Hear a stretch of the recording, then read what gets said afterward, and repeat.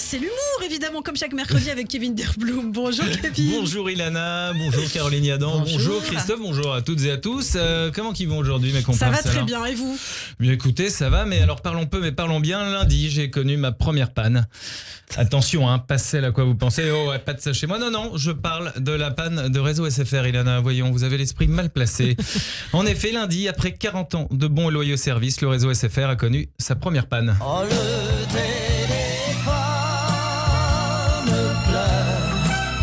Et aujourd'hui, je souhaite le rassurer. Tu sais, SFR, c'est normal, à partir de 40 ans, une panne, ça arrive à tout le monde, avec tout le stress que tu as à gérer aujourd'hui, l'internet illimité, la 5G, les appels illimités, et par-dessus tout, tu te rajoutes les téléconnectés. C'est normal de ne pas toujours être performant. Oui, à 20 ans, tu étais vigoureux, mais à 20 ans, tu étais un fringant Nokia 3310, tu n'avais qu'une heure d'appel et 20 SMS à gérer. À la limite, tu te rajoutais le snake en charge mentale. Aujourd'hui, SFR, c'est le serpent qui se mord la queue. Oui, c'est une métaphore. Il en a en plus d'avoir un physique de rêve. Je suis aussi poète. Un peu d'autocongratulation ne fait pas de mal. Bon, c'était si pénible que ça, cette panne SFR, Kevin. Bah oui, Lana, on ne parle pas d'une petite panne. Midi 21h.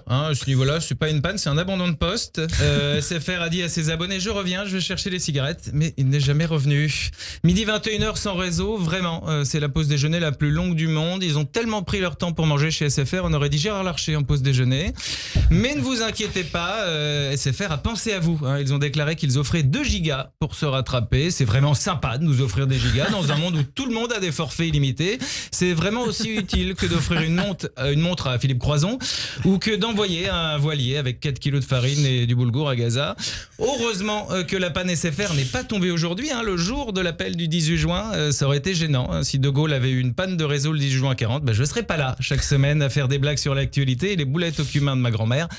Après, ça a prouvé que les gens qui prônent la déconnexion numérique disent vraiment un monceau de conneries. C'est génial le portable, la vie est moins bien sans téléphone. Je suis moi-même une personne moins bien sans téléphone. Ma femme m'a dit, mais te déconnecter c'est bien, ça te permet de te retrouver. Je me suis retrouvé et devinez quoi, je suis chiant sans Wi-Fi. Non vraiment, cette journée sans réseau m'a fait prendre conscience que j'étais hyper dépendant de mon téléphone. Par exemple, j'ai dû prendre ma voiture, j'avais pas de GPS, même si ça fait 20 ans que j'habite cette ville. C'est comme si j'habitais un pays étranger, je savais pas lire les panneaux, c'est comme si je parlais pas la langue.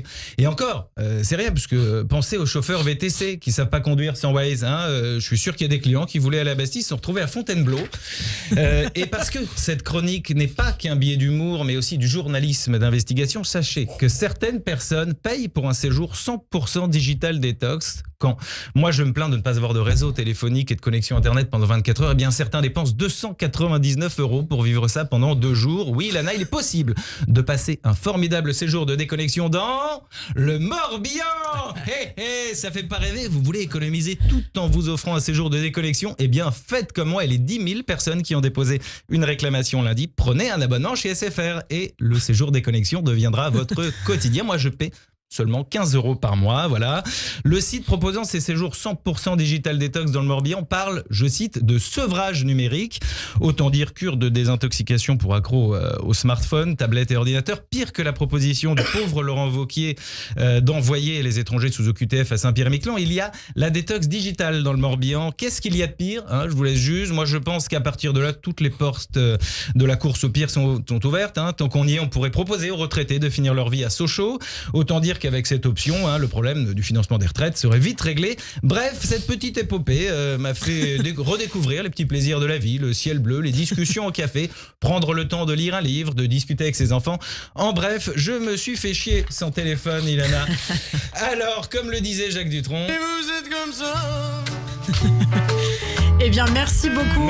Merci Kevin Derblum. Ça me fait penser à Amélie Nothomb qui a dit récemment qu'elle n'avait ni téléphone ni adresse mail et qu'elle correspondait par lettre. D'accord. C'est inspirant, Christophe? Elle est restée au XXe siècle, elle a peut-être pas tort. Oui. Et elle écrit tous ses manuscrits à la main. Donc elle n'a pas besoin de désinstaller WhatsApp. Merci beaucoup. Ses chapeaux aussi sont assez datés, mais c'est mignon. Merci infiniment. Merci. Et tout de suite, l'invité de Christophe Barbier, c'est Caroline Yadan, députée de la 8e circonscription des Français de l'étranger.